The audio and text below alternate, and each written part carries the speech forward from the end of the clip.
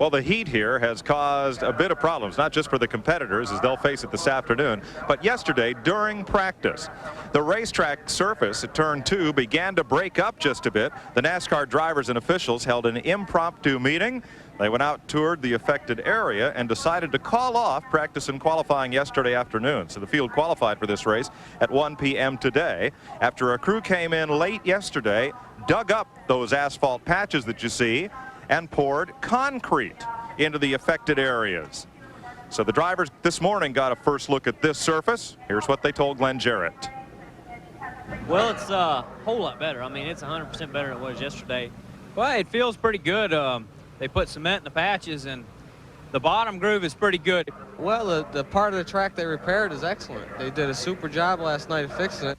Not bad. You know, we've done this at Martinsville, and so it's really not an issue right now. There's an omen. Jeff Gordon has led a lot of these races at halfway, but the halfway leader and their X-1R, the sponsor of this race, that's a performance engine additive. They do have a cash prize up for the leader of the halfway lap, and Jeff Gordon has just banked that. Now this time he's not gotten away so much from Bobby Labonte. No, I don't know if Labonte's decided to pick up the pace, or maybe if Jeff lost a little something.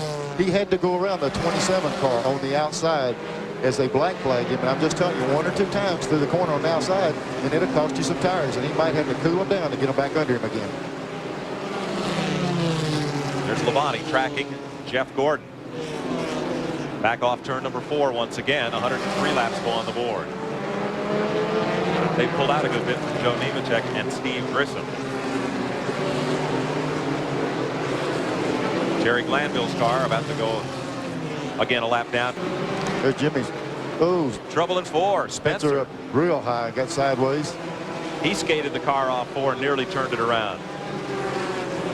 All you've got to do is get 2 foot high, and then you're out of control. There's a 24 car in the same place. There's a caution back out.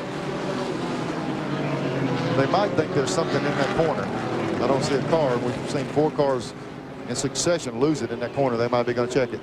And Mike Porter goes way up high, and he almost loses it up there under caution. There's something on the track, though. I see debris over there in that corner. And they'll have a look at it, and caution comes out for debris at turn 3. There it is. Neil, a racetrack is breaking up, and that's going to be right down at the bottom of turn number 3. Now that's similar to what happened up in turn 2 yesterday. Boy, you hate to see something like that happen, Mike, but I'm telling you, the conditions here I've never seen. I've raced at Daytona on the 4th of July for years. I don't ever remember the kind of temperatures and heat we're dealing with, and that's why the guys are having trouble getting in that corner now. Boy, I don't know what they're going to do with that. And you saw the dirt there underneath this asphalt. As we mentioned, this track used to be run as clay and was recently, not that recently, it was paved several years ago. Well, Mike, I'm standing with Bill Davis, Jeff's car owner. On that last restart, Bill, Jeff didn't seem to have quite as big advantage. He couldn't get away from Bobby Labonte. Is the car okay? Our car's okay. I think maybe Bobby was just taking away a little bit of our advantage. We're the same as we've been. We're fine. We're running real good, not loose, not tight, real happy with the car. Bobby's probably been laying back, decided to tighten it up a little bit. It looks like that, you know, in weeks past, you've seen Jeff just take off and run away from everybody. It looks like he's pacing himself a little bit today. We're trying. Yeah, that's what we're working on harder than anything else. Just saving our stuff. I tell you guys, when you got a real fast race car like that, one of the hardest things to do is not to run it as hard as you can. But Jeff's doing a real good job. His car's okay. I just think that Bobby might be a little quicker, so maybe he's holding something for him. We'll see. Let a horse out of the barn. Hard to tell him not to run, huh, Neil? That's right. These guys, when you turn them loose with some good equipment, they want to use most of it. So I think he's talking about, Bill Davis talking about, I think Labonte just stepped his pace up a little bit. There is the red, 134 laps down, 66 to go here on a very hot Saturday afternoon. And the fireworks have been tearing up the pavement here. Gonna have a look here out at, this is the middle of the back straightaway. Now, I'm a little surprised at the track tearing up here. You would expect, as they come off the corner, generate those huge side loads with those tires, you might have a problem. But one thing you see here, the depth of the asphalt is not that great when they did pave this racetrack. Mike, but another thing too, the back straightaway is a D-shaped oval, and that's just the part right there where you're going down the straightaway. You come off of 2 and it slings you out to the wall. That right there is where you make the apex back in the corner. And right where it's tearing up is where they crank the wheels back down to enter, getting ready to set up. So you really load the car with side load right there. These radials hook up so good that they just don't slip any time, and that would be a problem area right there in the middle. That's really the roll out of the throttle and set it up area, and that back down really hurts the track too. Yeah, folks, if you're familiar with Michigan International Speedway, the backstretch here at Volusia looks like the front stretch of Michigan. It's curved all the way around. So the field is parked. There's the concrete they put down last night and put a lot of calcium in it, and it cured in just 12 hours. They were racing on it first thing here this morning, which surprised a lot of people that didn't think it could be done, but they did a great job with it here. And a lot of work was involved with the thing. This pavement right here, they came in and they put a lot of calcium. Everybody said, you can't pave it one day, put concrete down and race on it the next day. But they put a lot of calcium in it. They did a lot of work on it, and it's hard. I'm telling you, that is not going to be the problem on the racetrack. The other part might go away. Let me tell you about this patch job. There was a fella up here in the stands yesterday watching the race, bought a ticket. His name is Steve Poplin. He works for the Flagler County Road Department, and he saw him down there starting to do this work, and he said, you know, I know something about this stuff. I'm going to go down there and see if I can help. Wow.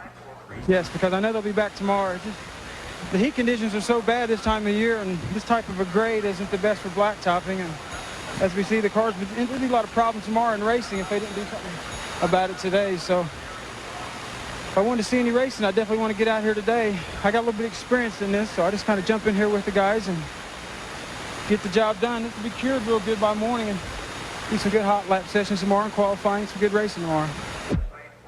Steve Poplin. Now, they said, well, you know, are they going to give you a ticket for this? And he said, I don't know. He says, I'm waiting for the sheriff to come down and kind of run me off. But actually, Neil, he took over the whole paving operation. Yeah, he kind of oversaw the thing. You know, he did that kind of work all the time. And he said, let me get in and help you. And they squared it up, did a good job with it. And I saw the track promoter this morning, and I said, what'd you do about the guy that worked with you yesterday? And he said they gave him a season pass, year-long pass. He stayed out here to 4 o'clock this morning to help him get the track ready. And bought him a ticket for the Pepsi 400 as well. 4 tickets to the Pepsi 400. He's a race fan. He got to see his money's worth today. Well, let's go back down and visit with a driver who came last year to the midpoint of the season in 10th in the points. Right now, he finds himself 5th and with a couple of victories. Glenn? A couple of victories and well on his way to another one here today. He's led every lap so far. That Baby Ruth Ford looks like it's really working well. It really is. It's a shame to see the track come apart because the car is working so well before that happened. And, you know, right now it's almost impossible to pass anybody unless they get out of the groove or hit some of those rocks that are out there. But I tell you, the guys put a really good car underneath me, and I'm just trying to drive it nice and straight and be easy. Right now, you know, what happens is you get into a rhythm, and it takes a little while to get into a rhythm. Plus, all the stuff on the tires, it takes a while to get all that brushed off. But, you know, it takes about 10 laps for you to get comfortable again, and it's hard to do that right now. Well, you look like you've been comfortable so far. We have word now that you're going to get to go back to the car here pretty soon, so we're going to let you cool off just a little bit more, and best of luck to you. Jeff Gordon, who's led every lap here. Well, Mike, one of the car owners, Bill Davis, the owner of the car that Jeff Gordon has ridden up front in all day. Now, the race driver has got his tail on the line out there. Bill Davis has got the car on the line. Bill, what are your feelings about this? You want to see him go racing again? My checkbook's on the line, right? Well, I mean, sure, our first obligation is to put on a show for the fan, for our sponsors and the manufacturers. But these are not good racing conditions. No, I don't think we should go back racing. Well, I know it's a tough decision to make, and it's awfully hard to stand here and say that, but sometimes you just got to look at things in the best interest of the competitors, the cars. You're in that tough part of the season where, you know, you got a lot of racing to do, a lot of traveling behind you, but you still got a lot to do, and you got to take that in consideration. It's easier for me to say because we're up front. But seriously, it's not a good deal. You know, we should not go back to racing. I mean, I hate it for NASCAR, for the track promoter, and for the race sponsors, and for our sponsors. But it's not a good situation. We don't need to tear a bunch of stuff up.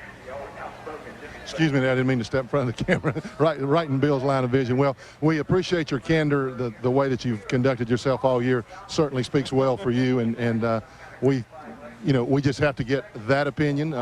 Guys, he just simply doesn't feel like he wants to go back out there. You heard the reasons why. We're just waiting now for NASCAR to make their decision. Gosh, Glenn, are you trying to get the ride in that car for next year? Well, it never hurts. Jeff's going to leave. Yeah, that's right. Now, remember, like when we get a little sprinkle on the racetrack, Neil, the lead driver always says, it's raining hard, you got to stop the race, pointing up there, you got to throw the flag. And the guy in second place always says, it's fine out there, let's go. Turn them loose. tower. If you don't want to check the water, then we need to go ahead and get the drivers in so that they can come to a conclusion, whatever that's going to be. Well, guys, what's that concerning the NASCAR? The tower has made the decision. Robert Black has told the crew chiefs that if they're concerned about water and temperature, they can check the water on the cars right now, but they are going to go back out and finish this thing. It is not a popular decision. There's still discussion from the car owners and the drivers as well. As Bill Davis said, most of the guys feel like that the conditions may be a little unsafe out there, but NASCAR has said we're going to finish this race. Well, in NASCAR's defense, let's point out that as yet, not a single car has been damaged and forced from the competition. Yes, the track is slippery. Cars get into those bits of ruts. Pieces of what was asphalt and a bit of dirt come up on the racetrack, and it makes the surface treacherous and slippery. However, to this point, not a single car has been forced out of the race as a result. The only thing I can say about that, Mike, every one of these guys, these cars, you look at every one of them racing on the same piece of asphalt or the same piece of dirt. It's the same for everyone. They'll just have to let that enter into what happens on the moves they make on the track. You see Chuck Bound already in his car, and we get ready to go here and put the drivers back in the car with 66 laps to go. Mike, it's still pretty much the same as it was before they restarted the cars. All the drivers are radioing in now once they've gone back out in green flag conditions and saying basically that the surface is unraceable. They don't feel like it's safe. They're just having to pick their way through. And, you know, the contention down here is that that's the factor, not really putting on a race. So they want to, you know, they think they should just call this thing. We did get word that NASCAR Series Director Robert Black was going to go down and personally inspect the track in turns 1 and 2, then make a decision from there. So that's the reason for the extended caution flag right now. As we get more information, we'll try to update you. Robert Presley just filling up Chuck Bound's bumper right there. Now look to the inside, and there goes Bound. Lights him up, and Presley sneaks through. Neil Bonnet comes to his feet, and David works his way by. And Troy Beebe spun to miss Chuck Bound. Caution flag, lap 162. And Gordon goes for a big slide up there coming out of turn number 4. Here they come to the flag. Grissom came to the flag first. Now that's kind of a wow. That's kind of an honor deal. You're just supposed to, you know, they say you don't race back the flag, but you got to protect the lead. This is going to be interesting to see what they call here. Jeff Gordon went way up high in turn 3 as the caution flag waved, got up in the marbles. Labonte got underneath him, and then Grissom just put his foot down. And it looks as if Steve Grissom beat the pack back to the flag. NASCAR officials are in conference right now over how to call that one. Usually it's a deal where, you know, it's kind of a driver's code. You just kind of stay in line and go back. But they were fighting for the lead, and it's going to be interesting to see how they call this. If Grissom has the lead, we may see some fireworks here at Volusia County. Grissom's pulling back up there. He's getting right up behind the pace car on his own. And Jeff Gordon's not letting him in line. Matter of fact, he took a swat at the right front fender then. They're showing 31 car leading the race on the board. I don't know if that's official. No, the scoreboard is unofficial. Watching Bobby Labonte trailing Jeff Gordon. Steve Grissom is right up there. Now we've seen the car of Jeff Gordon capable of do about anything he wants to do, but if this sticks right here, if the 31 car is leading the race, it's going to be tough for him to get around on this track the way it is. He got way up out of the groove there at turn 3. What happened when the car spun, when Chuck Bound spun, not so much Chuck, but when Troy Beebe spun, there was a lot of stuff on the racetrack. Okay, there they go in that trouble area right there. Okay, there's Chuck. 63, Chuck Bound. The rear end broke loose on his car. He's sliding up the racetrack. Presley one under. Bodine one. There goes David outside, and there's another car. And Grissom, while this is going, Grissom stood in the gas right here coming up. We're still okay to that point. Now the track's still okay. Here it is as Chuck Bound saw it. Here they go, coming up the back straightaway. Saw the back bumper again. Bumper cam. There he's spinning, back end broke loose. Here he's getting in the gas. A lot of people don't realize when you turn it around, you don't use the brake pedal all the time. He's feeding the throttle, trying to drive the car out of that spin. And you saw the car bumping there just before it went for that ride. Everything there was fine. Then Troy Beebe spun going into turn number 3. And when the leader came around to the caution flag, because Beebe's car was still stopped there, Jeff Gordon got way up in the loose stuff. And they do have Grissom up front now with Labonte and Gordon in third place. Glenn Jarrett? Well, standing with Bill Davis, to add insult to injury now, Bill, they put you back in third. Well, it's a tough deal. I mean, that's what happens. You know, he got up in the loose stuff, and they had not taken the yellow. They were running back to it, and we ended up third. Can he get back up front?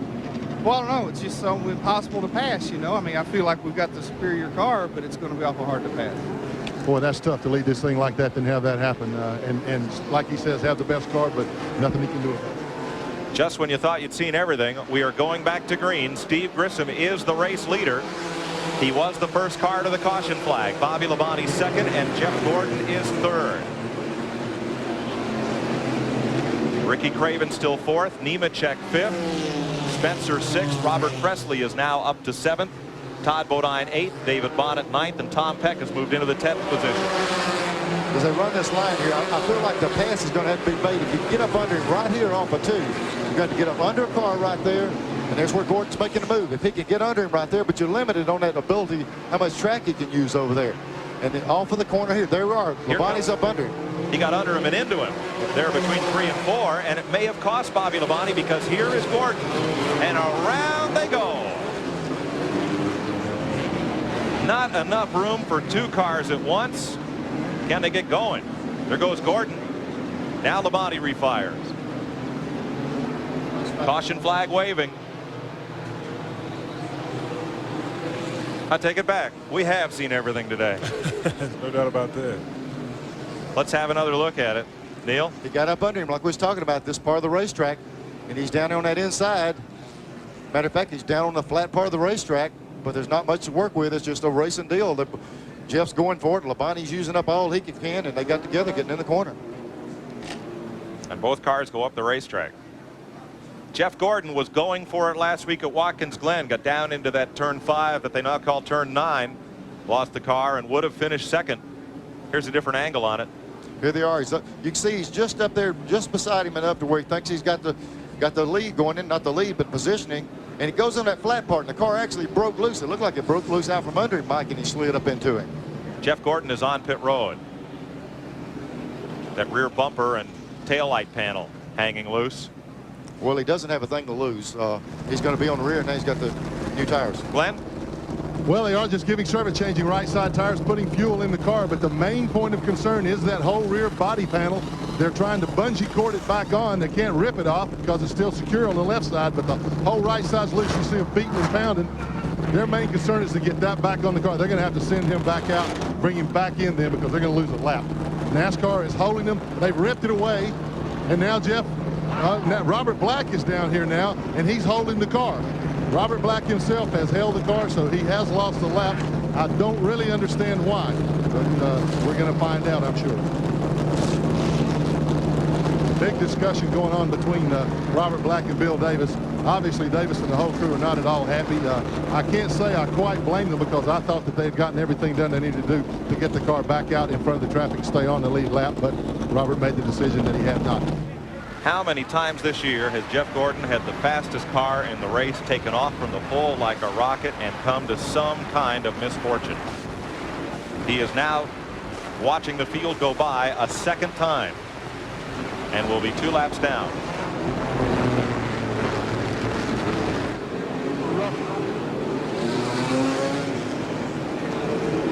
Rough riding is the call on Jeff Gordon as he went down into turn 1.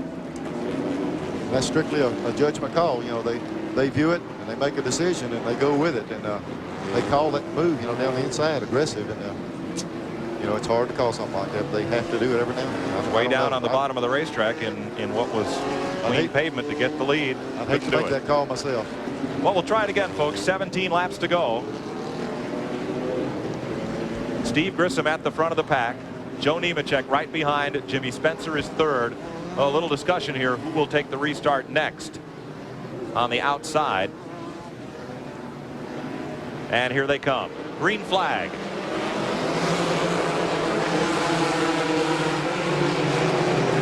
Jeff Gordon trying to get back one of his 2 laps against Steve Grissom, but the starter is reaching for the black flag. Bobby Dotter had tried to get out just ahead of him. Dotter only 1 lap down, and Gordon 2, but Gordon has been black flagged. A tough day for the pole sitter. 15 to go, And here's Dotter to the outside of Jimmy Spencer, who is no longer quick. Got stuck in the slow lane there. And Craven, Mike Porter go loose up in turn 2, and the caution flag is out. Back to the line they come with 14 laps to go. These restarts are really rough on these guys. It takes them a while to get sorted out. And I tell you, they're banging them up these last few laps. Here we go down in the first turn.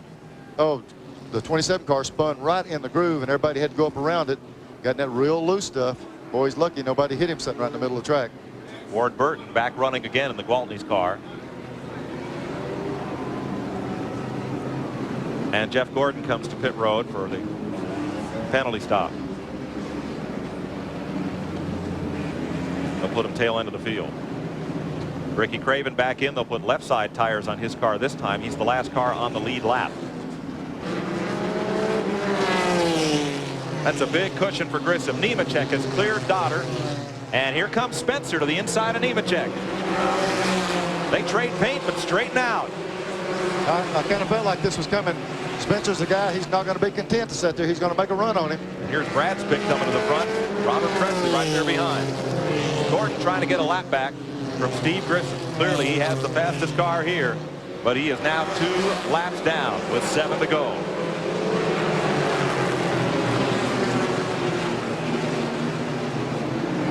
The leader, Steve Grissom, and Gordon running him hard. They're second and third, Nemechek and Spencer. Robert Presley right there as well, and Jimmy Spencer puts the chrome horn to Joe Nemechek. He's up under him. He's got the line. Now the problem's Nemechek's hung out, and he's got a lot of cars fixing to work on him right here. Finding his way to third place is Presley, and around goes Gordon. He's up in the fence. And out of the ballpark just about. Caution flag at 6 laps to go, and 4 cars tangle at turn 3. Mike Porter, Ricky Craven, Ward Burton, and Butch Miller are all stacked up in turn 3. Burton gets away. No, he doesn't. There's just going to be 4 laps left, and it looks like that car is hung up on that berm. It's going to be hard to get him out of there real quick. And a weary Bill Davis takes off the headset. The fellow who owns that Baby Ruth Ford. If it wasn't for bad luck, no luck at all today. Here's what happened. They go down in there. Grissom's got that inside line. Going right down the back straightaway. There's the bad place on the track. I think Jeff's just out there in the loose stuff. There's nowhere for him to go. He got in that loose stuff and it just turned around. He's fixing to go for a ride over all the way over the top into the fence. Driver who led every lap of this race from the pole until he got in the loose stuff racing back to the caution flag is now against the fence. Ricky Craven got caught up in the aftermath. He, Ward Burton, the Mike Porter car, and Butch Miller. And they say Ricky Craven is dragging fuel, is either fuel cell dragging or fuel coming out of the car. There's Jeff Gordon. He's okay. Well, he is okay. He's not pleased. As the wrecker hauls Jeff Gordon's Ford to the garage area, Steve Grissom will pass by on his way to the checkered flag. And first victory of the season for Steve Grissom will come today in the X-1R Firecracker 200. It'll be Grissom in victory lane. Last year here he finished 9th, 4th in 1990, and 18th in the first race here. As a disconsolate Jeff Gordon makes his way back to the transporter.